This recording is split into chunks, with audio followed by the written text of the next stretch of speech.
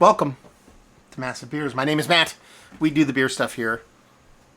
And the one thing we like to do, Massive Beer Review Classics. We drink old beer. Sometimes it's beer that's actually old, like today's beer.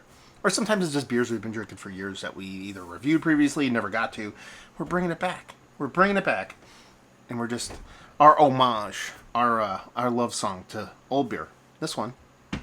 Kind of a classic, at least for me, because Lost Abbey, especially where they sit nowadays as far as who they are as a brewery, did barrel-aged jams that I am a huge fan of pretty much across the board.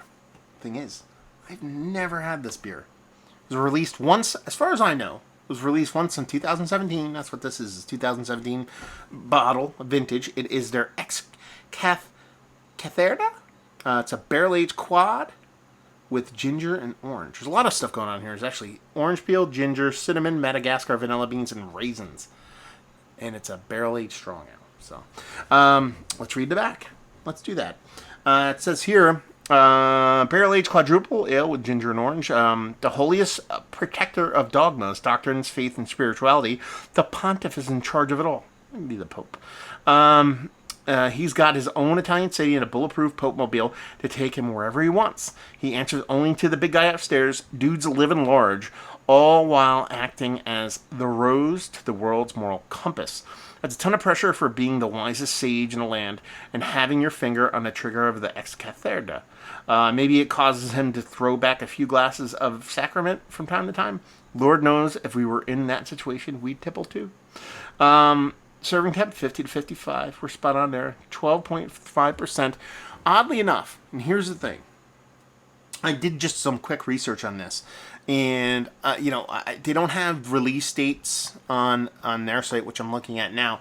So one of the things I typically go by when I'm looking for dating is Beer Advocate, because it's been around for quite some time. And if you go to Beer Advocate's site, it says retired, and it says it was added in May 2017. So this is a 2017 vintage. All I've ever seen on tap, this is 2017 vintage. So I assume that it's just been made once in 2017. But this says 13.8%. This says 12.5%.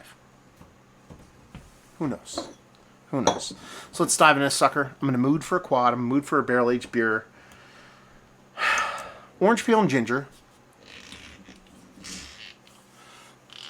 I wouldn't say are two of my favorite flavors. It can be in beer. Hopefully this has a little bit of life to it. I don't think so. I could be wrong. This cork does not want to come out. Oh, this thing is going to be flat. There was no pop whatsoever on that. So we're going to pour this hyper aggressively and see where we get from here. Yeah, we are working with still beer. I was just about to put my cork on there to make sure none of the carbonation got lost. I don't think we have to worry about that. Label-wise, it is classic Lost Abbey stylings, so I'm a big fan there. Kind of a bummer. That's what you deal with old beer, so you're gonna have that from time to time. So, not much of a head on it. There's a little bit of just almost anything you see there as far as what looks like head is probably just air from me throwing it into the glass to try to generate a head. But outside of that, look quite pretty. It's got that rich doo-doo water brown that I really do want and appreciate it when it comes to a big barrel-aged strong ale. So, yeah, we're just diving in the nose. Get down to Musty Town. Anyway. That smells awesome. Man, that smells so good. So good. Now, here's the thing. And this is where this might have some kind of redeeming quality to it. Orange peel, ginger, cinnamon, Madagascar, vanilla beans, raisin. A lot of adjunct in this. That can kill kill carbonation. So there might be a little bit of something to be said for this beer still. Let's just get a little bit more in there, just because I don't know why, because I want more. But man, this nose is killer. It really does smell like a very, very old stock, or even kind of a hearty, but it has that twist of those added ingredients on it. That cinnamon is coming through, quite nice. I even want to say you're getting this orange in there. So this orange is almost getting to a point where it's coming off like, what's liquor like. Not, and I don't mean that as like booziness. I mean like a cocktail. That's what I wanted to say. Like almost like it's like a old fashioned or something with a twist of orange peel and then a little bit of cinnamon here, like that kind of vibe coming for it, because you have this kind of nice, rich raisinette characteristic that you're getting from this big, rich barrel aged beer. Because here it says it's a strong ale, but here it says barrel aged quad ale. Style reference, barrel aged strong ale, but it's that quad. So you're getting this rich kind of caramel, kind of toffee like kind of raisinette vibe to it. Something you get from a lot of these barrel aged kind of old ales. And quads can get that too. But then you add that added twist, that little bit of cinnamon.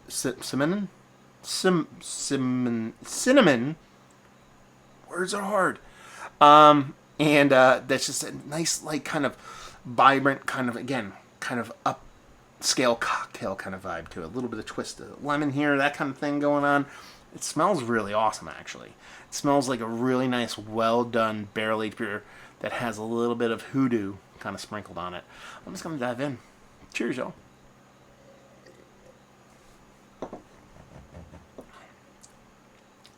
That's very tasty. Man, if only we had a little bit of carbonation. Yeah. There's a lot going on in this beer. The cinnamon almost comes off like peppery. And by peppery, I mean like spicy.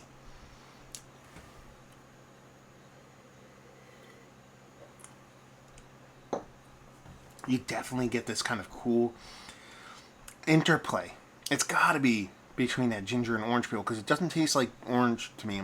It doesn't taste like ginger, but it has some kind of, if I'm going to place like, and this is like, I know it's probably going to sound a little bit not good or disgusting or whatever. It's got like a Ricola vibe to it. An herbaceous kind of like Jägermeister, Ricola. You ever had one of those cough drops that is like weird Euro spice cough drop that like burns your eyeballs out? It doesn't get to that level of strength, but it has that little bit of herbaceous kind of spiciness that you get a la Ricola, a la Jägermeister, that kind of thing going for it, which I think marries really, really well with the spirit and marries really, really well with the other adjuncts in there. You're talking about that kind of vanilla, kind of raisiny kind of thing going on. And then just having that quad be the base of it, be that kind of sturdy kind of foundation. For how undercarbed or no carbed it is, it's still really good. Like, really good. Like, if this had, like, decent, not even great, not even carbonation, it just had carbonation. It does have a subtle bit of carbonation. It does, I'm not gonna lie. But if it had, like, just a little bit more, I think it'd be, like, ultra world-class level, like, craziness. When I bought this, you had a couple bottles. I'm really curious. I really want to go back and maybe get another one. Just to see if that one has carbonation to it. Because if it does, yeah, it's a really fun beer. It's not going to be Mount Rushmore status of barrel-aged this. It's not going to be Mount Rushmore status of quad that. But it's probably going to be Mount Rushmore status of one of the more interesting beers I've had as of late. When I get one of these beers that's really, really well done, in a very kooky kind of way, but still at the same time, it's just like not the best of its own classified genre. I make my own category up, which is one of the more interesting beers I've had as of late, and that's where this one really does shine. Man, I'm not even talking about the beer. I'm just talking about how much I love it. So, the full deets, carbonation, but it's the kind of beer that can kind of stand up to having a lack of carbonation. You get this rich, date figgy, raisinette base on it. Undersweetened for the style, but you get this really rich kind of raisinette characteristic to it. Not as big as like an really old Hardy or an old stock, but very much in the same kind of vein. The mouthfeel is oddly nice, even with it being undercarbonated, which it kind of adds to it. So it has this like softness. I want to say hazy grittiness, and that's the worst way I could put it because there's no grittiness to it, but it has this haziness to it because of how much the kind of beer it is and what's in it. It adds this mouthfeel to it without having carbonation be the only thing you can lean on for that. The adjuncts in here, like I said, really, really fun combination where it has that lemon ginger kind of thing playing off over here. You have that kind of vanilla raisin kind of cool kind of thing floating around over here. And they both play off each other in a very fun way that comes off very much kind of like upscale, kind of a mixology, kind of cocktail like. And the last portion of the show is the spirit, which I haven't really talked about yet in the review at all. It's there. You can tell you can tell that it's been like almost like an enhancer, like MSG, like for the beer itself. I'm not gonna sit here and say I'm gonna call it a specific barrel or kind of spirit or whatever.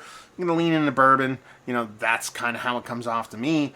But it's not so much that it's a big spirit beer. It's that spirit has accelerated the age of the beer itself. It has taken this beer and just made it, instead of being a 6-year-old beer, which is 2017, this be 2023, and comes off more like a 10 to 15-year-old, really well-aged beer by just lack of carbonation. Because there's really not much, if any, oxidation on it, which is actually bizarrely crazy for having little to no carbonation on it.